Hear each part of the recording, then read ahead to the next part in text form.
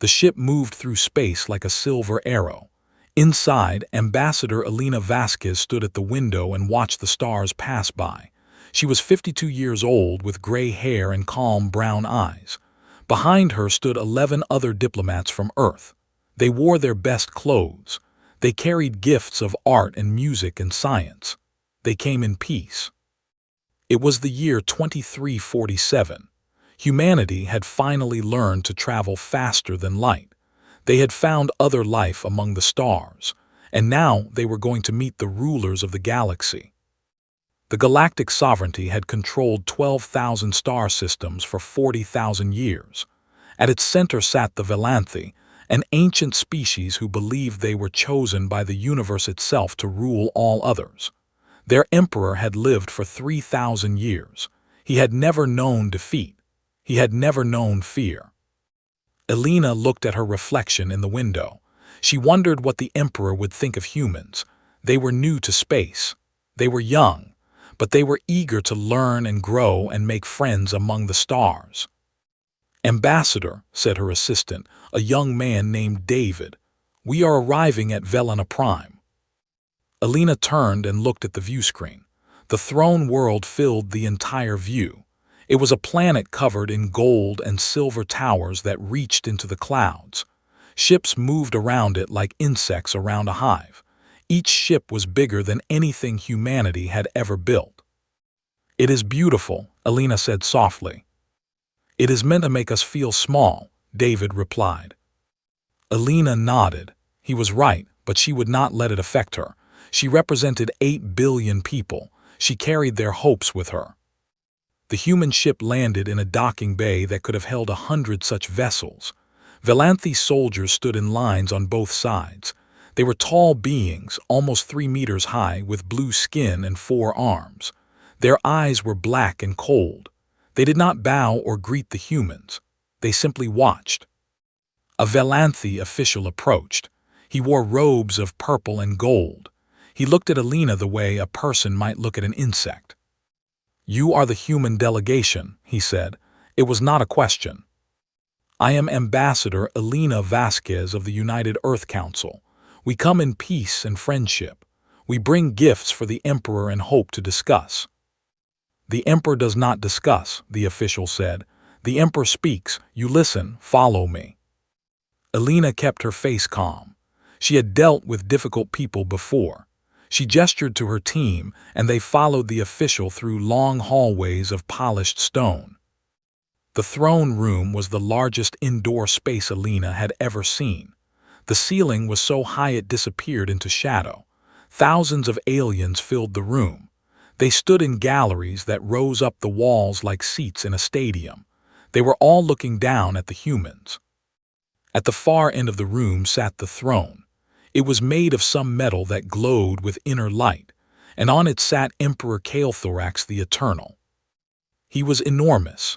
Even sitting, he towered over everything around him. His skin was deep blue, almost purple. Golden armor covered his body. A crown of light floated above his head. His 4 arms rested on the arms of his throne. His black eyes fixed on the humans like a predator watching prey. Elena walked forward. Her footsteps echoed in the silence. She stopped at the proper distance and bowed her head in respect. "Great Emperor," she began, "on behalf of all humanity, I thank you for this audience.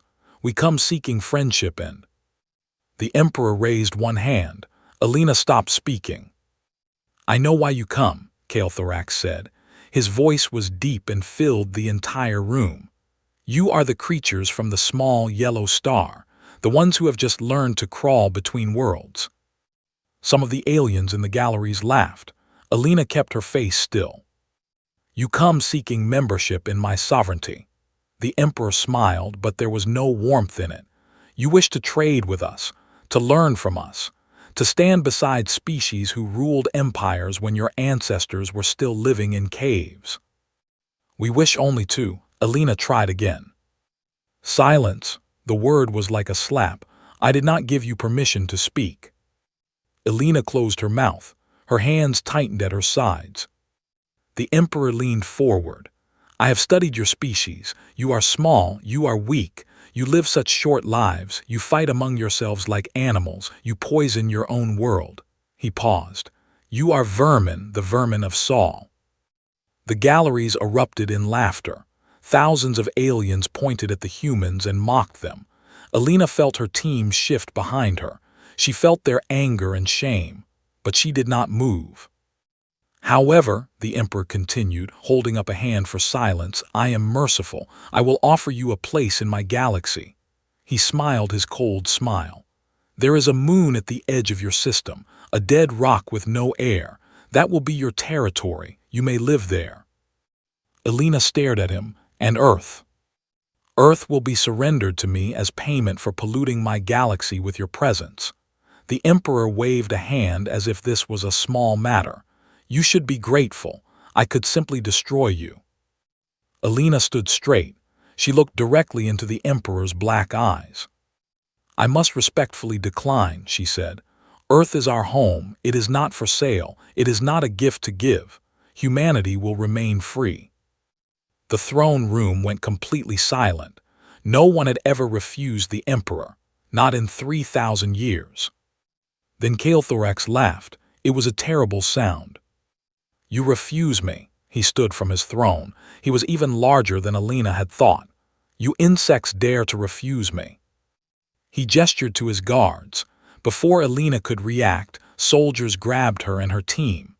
They tore the diplomatic robes from their bodies, leaving them in simple underclothes. The crowd roared with approval. "You will leave my throne room on your hands and knees," the Emperor said. "You will crawl like the vermin you are, and you will tell your people what happens to those who refuse the sovereignty." The guards forced Alina to the ground. She had no choice. She crawled. Her team crawled beside her.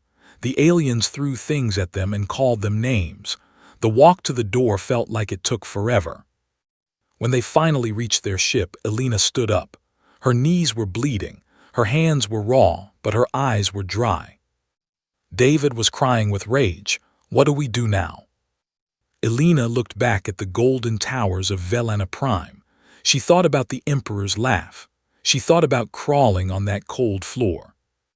"Now we go home," she said quietly. 3 weeks later, she stood before the United Earth Council. Every nation was represented. Every leader was watching. She told them everything. When she finished, she said only 3 words: "They will learn." The council voted. Every single member agreed. Not for war, not yet, but for something else. Something the galaxy had never seen before. Total human mobilization. The Emperor thought he had humiliated vermin. He did not understand. He had just united a species that had spent its entire history fighting itself. He had given 8 billion people a common enemy. And humanity never forgets an insult. 10 years passed. In the golden halls of Velana Prime, Emperor Kael'Thorax sat on his throne and listened to reports from across his vast domain.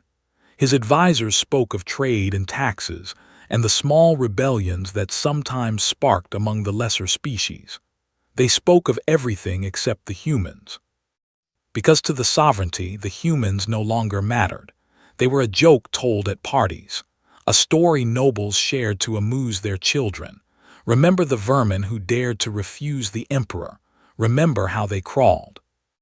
The Emperor had already forgotten Ambassador Vasquez's face. He had humiliated thousands of species over his 3,000 years of rule. The humans were nothing special. This was his greatest mistake. On Earth, no one had forgotten anything.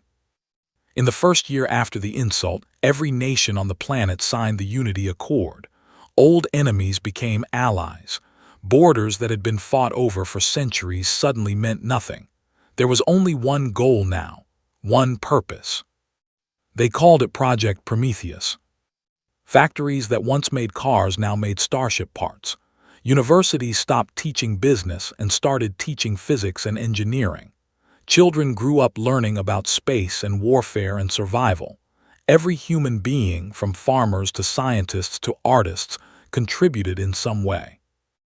General Marcus Webb, a tall man with a shaved head and serious eyes, oversaw the military preparations. He had been a soldier for 30 years. He had fought in wars on 3 continents, but he had never seen anything like this. "How many ships?" he asked his aide one morning. 1,200 combat-ready vessels, sir. By next year, we expect 1,800. Marcus nodded slowly when the insult happened. Humanity had exactly 47 ships capable of fighting in space. In 10 years, they had built an armada. But ships alone would not win this war. Marcus knew that. The sovereignty had millions of vessels. Their empire was ancient and vast.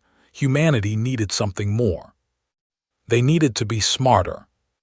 Dr. Yuki Tanaka was one of the smartest people on Earth. She led the research team studying captured Velanthy technology. Her lab was deep underground, beneath a mountain in Japan. "Their ships are more advanced than ours," she told Marcus during one of his visits. "But they stopped improving 10,000 years ago. They became comfortable, lazy." She showed him a Velanthy weapon system. "This plasma cannon is powerful, but it wastes 60% of its energy. Our version wastes only 12%. So we can hit harder." Yuki smiled. It was not a friendly smile. "We can hit 5 times harder with the same power source." Everywhere across human space, similar improvements were being made. Engineers made faster engines. Programmers created smarter artificial intelligence. Doctors developed medicine that could heal wounds in hours instead of days. The Velanthy had given the galaxy technology and told everyone it was perfect. Humanity looked at that same technology and asked, "How can we make this better?" While scientists worked, spies moved through the stars. Agent Sarah Cole had been living on a Velanthy colony world for 3 years. She had changed her appearance with surgery. She had learned to speak their language without any accent. She worked as a servant in a military base, and every night she sent encrypted messages back to Earth. Fleet positions, supply routes, weapon locations, shield frequencies. She was one of hundreds of human agents spread across sovereignty space. They mapped every weakness. They counted every ship. They learned every secret. But they did something else too, something more important. They found friends. The Velanthy ruled over 47 different species. Most had been conquered thousands of years ago. They were slaves in everything but name. They worked in mines and factories and farms. They served their Velanthy masters and tried to survive. The Rithani were small creatures with gray skin and large eyes. They had been poets and artists before the Velanthy came. Now they worked in weapons factories. The Morjuk were large and strong, with rocky skin and 4 legs. They had been proud warriors. Now they were used as living shields in Velanthy armies. The Solari were thin and fast, with 6 arms and quick minds. They had been scientists and explorers. Now they maintained Velanthy ships and were never allowed to fly them. Agent Cole met with them in secret. She did not promise them weapons or armies. She promised them something they had not felt in generations. "Hope.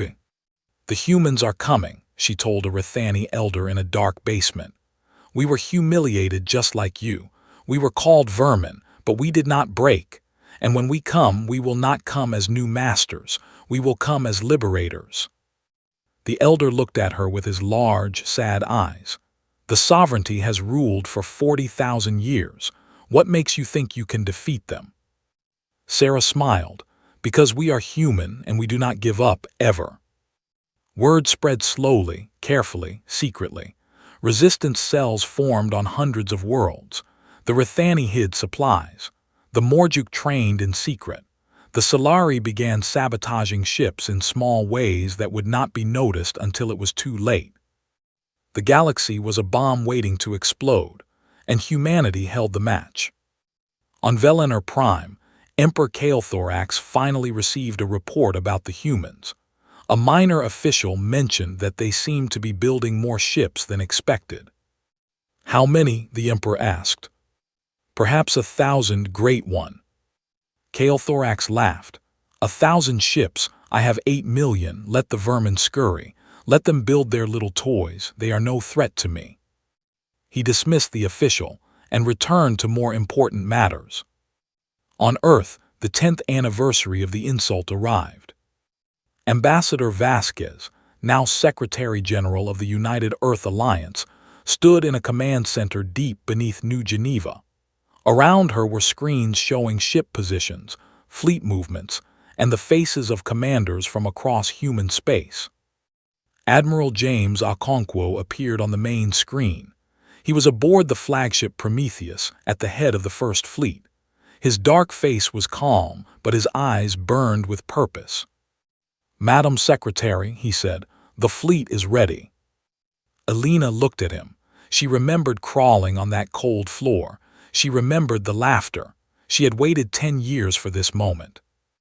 "Admiral," she said, "you may proceed." 1,200 human warships activated their engines. They moved as one toward the edge of sovereignty space. They were faster than any ships the galaxy had ever seen. They were deadlier than anything the Valanthi could imagine. They emerged from faster-than-light travel at the border of the empire that had humiliated them. Admiral Okonkwo opened a communication channel. He broadcast on every frequency, to every world, to every species that could hear. His message was simple: we remember. Then the lights went out on 1,000 Valanthi stations as the first attacks began. The war had started, but it was not the war the sovereignty expected. It was the war humanity had spent 10 years planning. And the Emperor had just realized, far too late, that vermin can have very sharp teeth. Grand Admiral Vathos stood on the bridge of his flagship and stared at the tactical display. He had commanded Valanthi fleets for 800 years. He had crushed rebellions on 100 worlds. He had never lost a battle. But he had never fought anything like this. "They hit the fuel depot at Korax Station," his aide reported. "Then they attacked the communication relay at Veth Prime. Now they are striking supply convoys in the outer reach."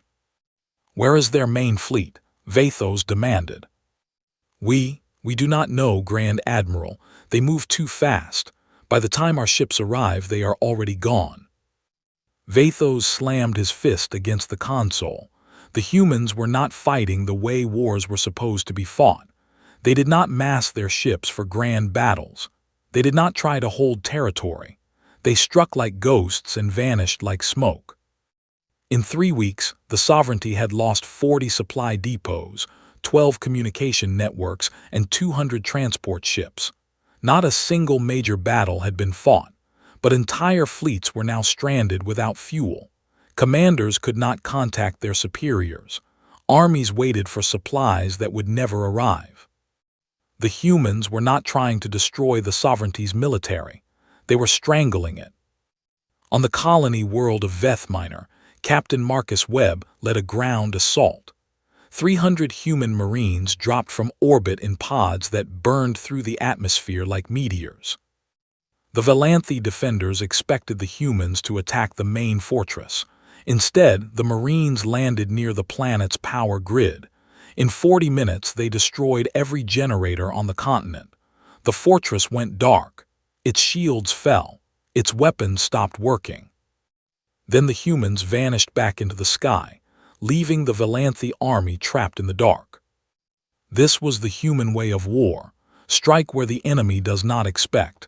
Hit what they cannot protect. Never fight fair. Sergeant Chen Wei was one of the first humans to fight a Valanthi soldier face to face. It happened on a space station above a mining world. His squad had been sent to capture the station's command center. The Valanthi soldier was huge, almost 3 meters tall, 4 arms, each one carrying a weapon, armor that could stop most bullets. Chen was small, human, fragile. But he was wearing a powered exoskeleton that made him 5 times stronger than normal. He was linked to a combat AI that processed information 1,000 times faster than any brain. And he was very, very angry. The fight lasted 11 seconds. When it was over, Chen stood over the Velanthe body. His armor was cracked, his arm was broken, but he was alive and his enemy was not. Across the galaxy, similar stories were being told. Humans who should have died kept fighting. Soldiers who were cut off from support improvised weapons from anything they could find. Pilots flew damaged ships into enemy formations and ejected at the last moment, letting their vessels become missiles. The Velanthe had never seen anything like it. They were used to enemies who surrendered when the situation became hopeless. They were used to species who valued survival above all else. Humans did not think that way. A human would crawl through fire to save a friend. A human would crash their ship into an enemy to protect their home. A human would die on their feet rather than live on their knees. The Velanthe called it madness. They did not understand. It was not madness. It was love.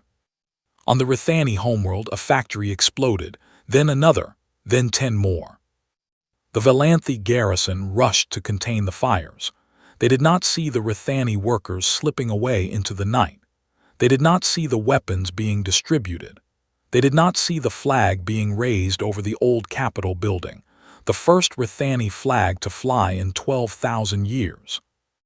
By morning, the planet was free. On Morjuk Prime, the Velanthe commander ordered his Morjuk soldiers to attack a human position. The Morjuk captain looked at the order. Then he looked at his soldiers. Then he turned around and attacked the Velanthe instead. The fight for Morjuk Prime lasted 3 days.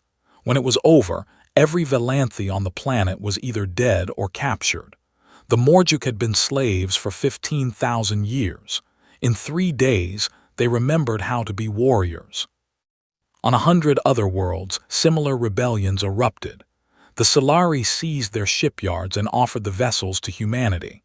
The Vorthak opened their borders and let human fleets pass through safely. The Yemeri, the Kulthan, the Rieshi, species the Velanthe had forgotten they even ruled, rose up and demanded freedom. The empire was burning from within. Emperor Kael'Thorax sat on his throne and felt something he had not felt in 3,000 years. Doubt. His advisors brought him reports of defeats. His generals asked for more ships, more soldiers, more time. His nobles whispered in corners and looked at him with eyes that were no longer afraid. "How is this possible?" he demanded. "They are vermin, they are nothing." His chief advisor, an old Velanthe named Sethros, spoke carefully. "Great One, the humans are not nothing. They are different from any enemy we have faced. They adapt faster than we can respond. They inspire our slaves to rebel. They turn our own weapons against us. Then crush them, send every fleet we have. We have tried, Great One, but their ships are faster than ours. Their weapons hit harder. Their soldiers fight without fear of death." Sethros paused. "And they are not alone anymore. Half our subject species are in open rebellion." The emperor stood. His massive form cast a shadow across the entire throne room. "Then we will use the Void Scythe," he said. Every advisor went silent. The Void Scythe had not been used in 20,000 years. It was a weapon of last resort, a machine that could destroy an entire planet in moments. "Great One," Sethros said slowly, "the Void Scythe is meant for total war, for enemies who threaten our very existence." "The humans do threaten our existence," the Emperor roared. "They have taken 200 of my systems in 8 months. They have turned our slaves against us. They have made the sovereignty look weak." He pointed at the tactical display, at the small yellow star that marked humanity's home. "We will destroy Earth," he said. "We will kill every human on their homeworld. We will show the galaxy what happens to those who defy me." The advisors said nothing. What could they say? The Emperor had spoken. Grand Admiral Vathos received his orders 1 week later. He would take the largest fleet ever assembled, 8,000 warships, to the human homeworld. He would carry the Void Scythe. He would end the human threat forever. As his fleet prepared to depart, Vathos looked at the reports from the front lines. Everywhere, the sovereignty was losing ground. Everywhere, the humans were winning. He thought about the insult in the throne room 10 years ago. He had been there. He had laughed with everyone else. He was not laughing now. The Velanthe Armada began its journey toward Earth. 8,000 ships, one planet killer, one mission. On Earth, Admiral Okonkwo received the intelligence reports. He knew what was coming. He knew the odds. He smiled. "Let them come," he said. "We will be ready." Behind him, on screens that covered entire walls, the human fleet gathered. Ships came from every colony, every station, every corner of human space. Civilian vessels were fitted with weapons. Mining ships became bombers. Cargo haulers became troop transports. 8 billion people prepared to defend their home. The battle for Earth was coming, and humanity would not run, they would not surrender, they would not crawl. They would fight until the last human was dead, or until the Velanthe learned a very important lesson. Some vermin bite back. The sky above Earth filled with light. 8,000 Velanthe warships emerged from faster-than-light travel. They spread across the solar system like a dark cloud. Each ship was massive, built for war, carrying weapons that could melt cities. At the center of the formation sat the Void Scythe. It was not a ship. It was a machine of pure destruction, a ring of metal 10 kilometers wide, glowing with terrible energy. It had killed 3 worlds in the ancient wars. Now it had come to kill a 4th. Grand Admiral Vathos stood on his bridge and looked at the small blue planet in the distance. Earth, home of the vermin, soon to be nothing but dust. "Scan for enemy ships," he ordered. His sensor officer worked for a moment. Then his 4 hands froze over the controls.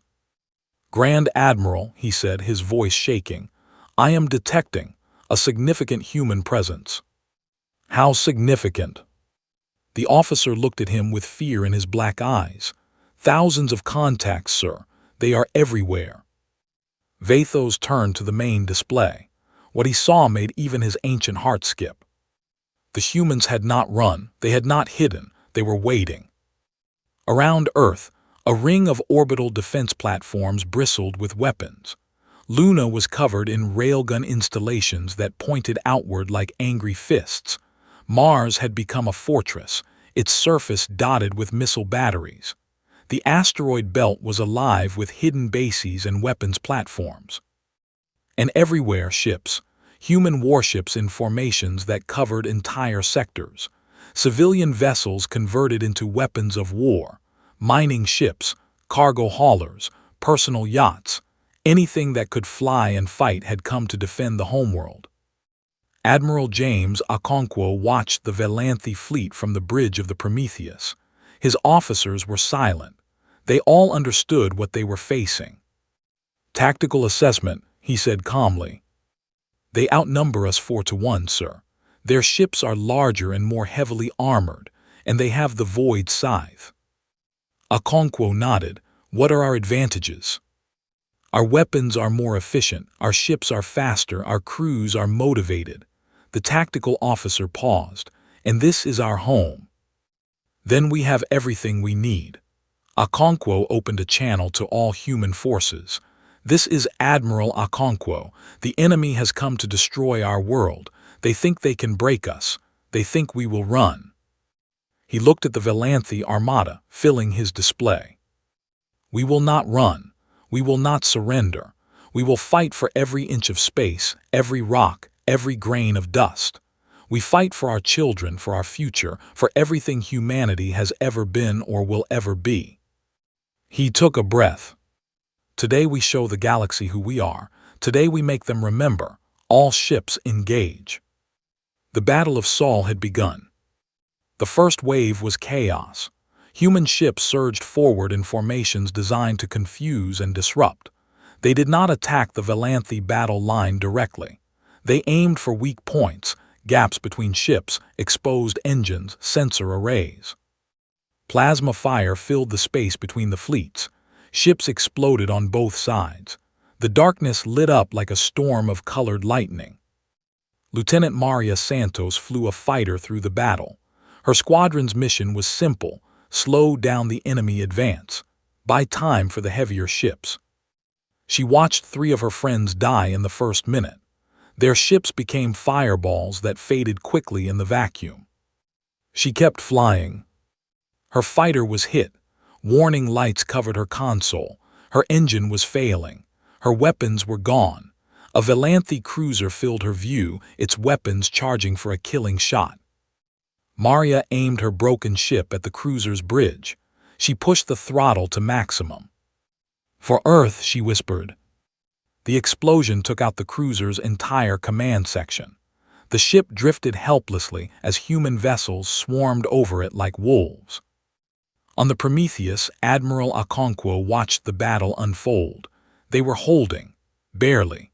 The Velanthe advance had slowed, but the Void Scythe was still moving forward, protected by thousands of ships. "We need to stop that weapon," he said. "Nothing else matters." Captain Yuki Tanaka heard the order from her position aboard the destroyer Defiant. She had been a scientist before the war. She had designed the improved weapons that human ships now carried. When the war started, she had asked to fight. Now she understood what needed to be done. "This is Captain Tanaka," she broadcast to nearby ships. "I need volunteers. The Void Scythe must be destroyed. It will be a one-way mission." For 3 seconds there was silence. Then voices filled her comm system, dozens of them, hundreds. "Rising Star is with you. Hammer of Terra standing by. Little Dragon ready to go." Yuki closed her eyes for a moment. These were real people, real lives. They knew they were going to die. "Follow me," she said. 47 ships broke away from the main battle. They formed a tight formation and began their charge toward the center of the Velanthe fleet. They moved faster than any ships in the galaxy could move. The Velanthe tried to stop them. Weapons fire poured into the formation. Ships died, one after another. The Rising Star exploded. The Hammer of Terra was cut in half. The Little Dragon rammed a Velanthe destroyer to clear the path. Yuki watched her force shrink. 47 became 30, 30 became 15, 15 became 7. But they kept going. The Void Scythe loomed before them. It was charging its weapon, preparing to fire on Earth. In minutes, 8 billion people would die. Yuki's ship was damaged, half her crew was dead, her weapons were empty. But she still had her engine, and her engine was basically a controlled nuclear explosion. "All remaining ships," she said, "target the weapon's power core, on my mark." The 7 survivors acknowledged. They knew what "on my mark" meant. "It has been an honor," Yuki said. She pushed her ship to maximum speed. The other 6 followed. They flew directly into the Void Scythe's core. 7 nuclear explosions detonated at once. The Void Scythe shattered. The ring broke apart, its terrible energy dissipating into space. The weapon that had killed worlds died above Earth, stopped by 47 humans who had decided that some things were worth dying for. Across the battlefield, the Velanthe fleet saw the explosion. They saw their ultimate weapon destroyed. For the first time in 40,000 years, a Velanthe armada knew despair. Admiral Okonkwo saw his chance. All ships full attack pushed them back. The human fleet surged forward. They fought with fury that the Velanthe could not match. For every human ship that died, the crew fought until the last second. Boarding parties captured Velanthe vessels. Crippled ships rammed into enemy formations. Grand Admiral Vathos watched his fleet crumble. He had expected the humans to break when they saw the Void Scythe. Instead, they had destroyed it. He had expected them to surrender when faced with overwhelming numbers. Instead, they fought harder. "This is impossible," he whispered. "This is not how war works." A human marine team breached his flagship's hull. They fought through his guards, losing soldiers with every corridor, but they kept coming. The last human marine reached the bridge. His armor was cracked, his helmet was gone, Blood covered his face. Vathos drew his ceremonial blade. "What are you?" he demanded. The Marine raised his weapon. "We are humanity, and we do not forgive." The flagship's bridge went silent. The battle lasted 9 days. 9 days of constant fighting, of sacrifice, of death. When it finally ended, the greatest armada in galactic history had been destroyed. Of the 8,000 Valanthi ships that came to Earth, fewer than 2,000 retreated. The rest were destroyed or captured. Humanity had won. Admiral Okonkwo stood on the bridge of the Prometheus and looked at the debris field that filled the space around Earth. So many had died, so many good people. But Earth still turned below. 8 billion people still lived. Children still laughed and played, not knowing how close they had come to death. He thought about Captain Tanaka and her 47 volunteers. He thought about Lieutenant Santos and her final charge. He thought about every human who had given their life in the past 9 days. "We remember," he said quietly. Then he turned to his tactical officer. "Plot a course for Velener Prime. The Emperor owes us a visit."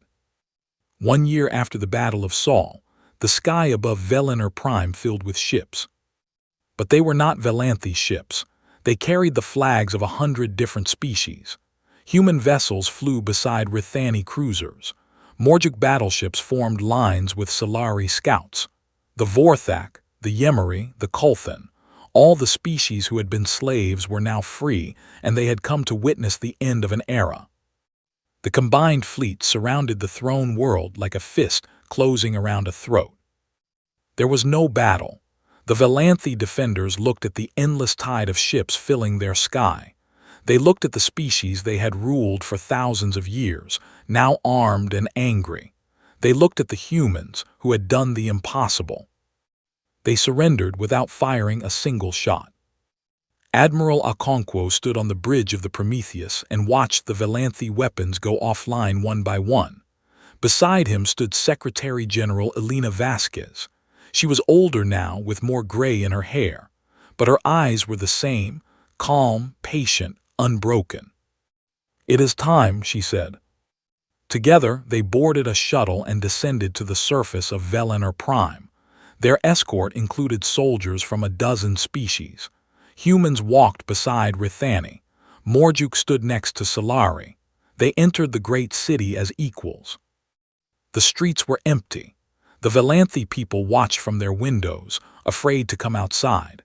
They had spent 40,000 years believing they were chosen by the universe to rule all others.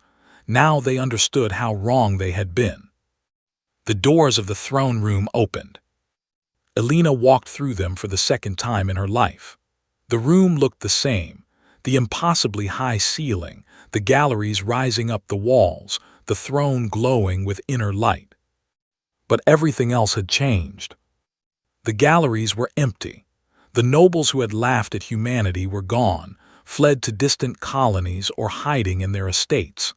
The guards who had forced the human diplomats to crawl were nowhere to be seen. Only one figure remained.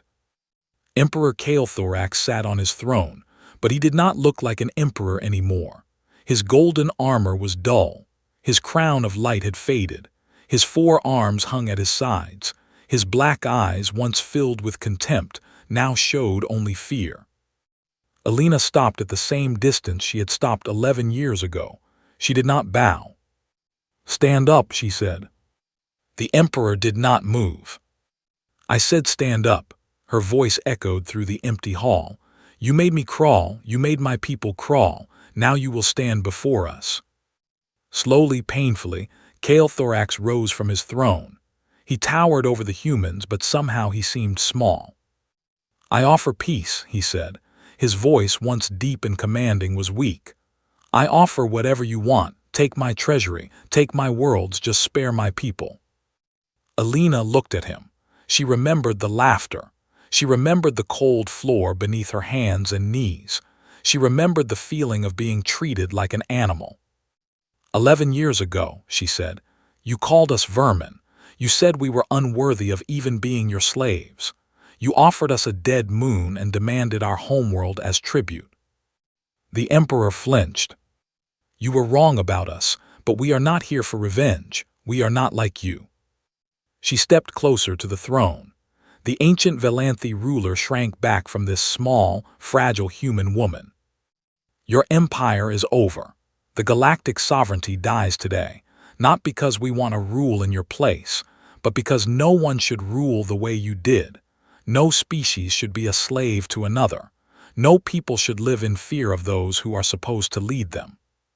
She gestured to the soldiers behind her. Do you see who stands with us?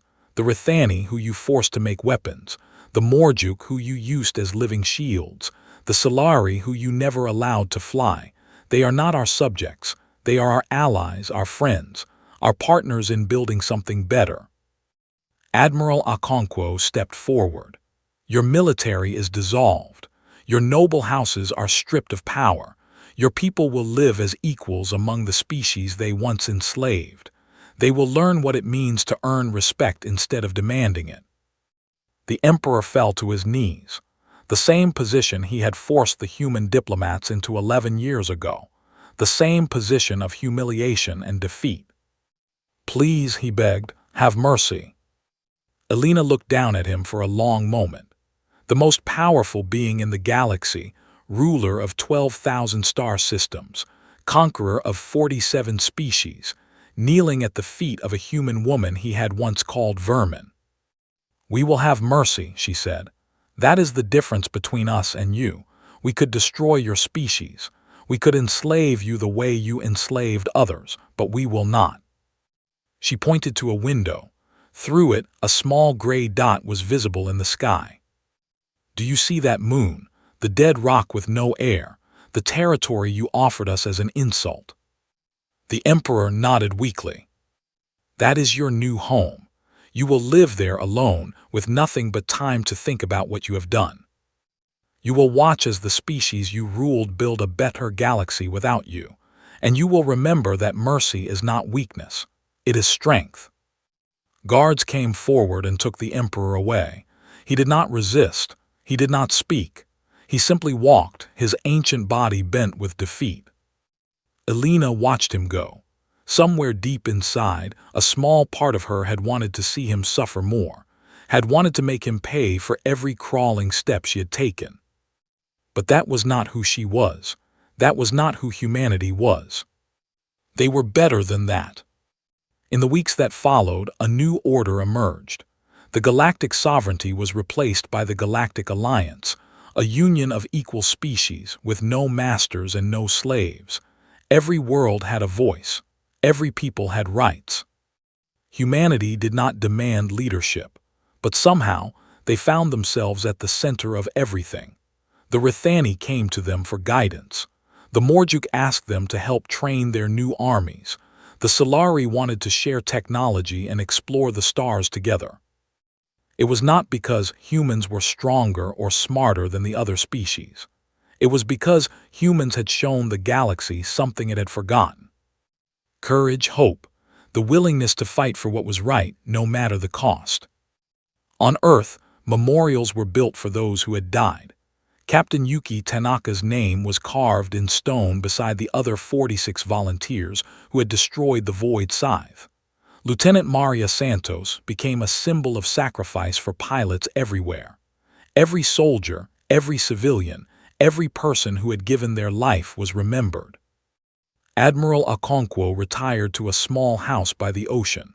He spent his days fishing and watching the waves. Sometimes, young officers would visit him, asking for advice on how to lead.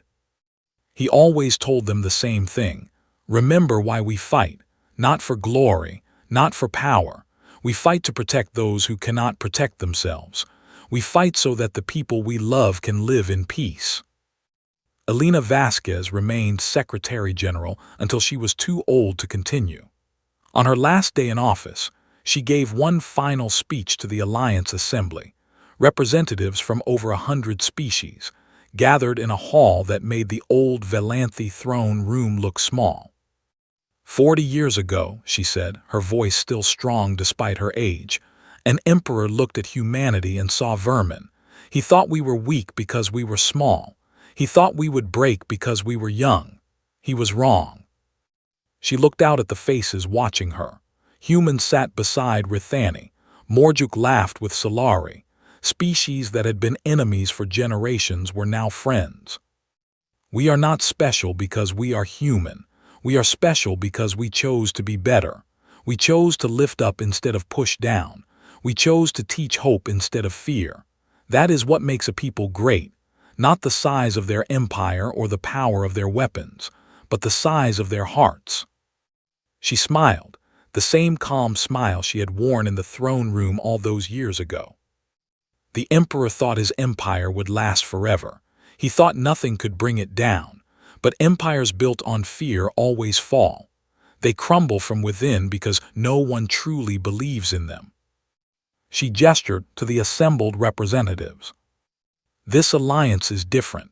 We are built on trust, on respect, on the belief that every life has value. That is why we will endure. That is why we will grow. That is why, when future generations look back at this moment, they will say, "This is when the galaxy became whole." Elena stepped down from the podium. The hall erupted in applause that lasted for several minutes. On a gray moon with no air, an ancient creature watched the broadcast on a small screen. He was the only living thing on the entire world. His only companions were silence and memory. Emperor Kael'Thorax, once ruler of 12,000 star systems, watched the beings he had called vermin lead the galaxy into a new age. And in the cold darkness of his exile, he finally understood his mistake. He had tried to break humanity with humiliation. Instead, he had united them. He had tried to destroy them with war. Instead, he had forged them into something unbreakable. He had called them vermin, and now his empire lay in ruins at their feet. Not because they had conquered it, but because they had proven that there was a better way. The screen showed Ambassador Vasquez, old now but still strong, shaking hands with leaders from across the galaxy. Behind her, human and alien children played together, laughing in the sunshine of 100 different worlds. The Emperor turned off the screen and sat in darkness. He had 40,000 years of history. They had hope, and hope had won.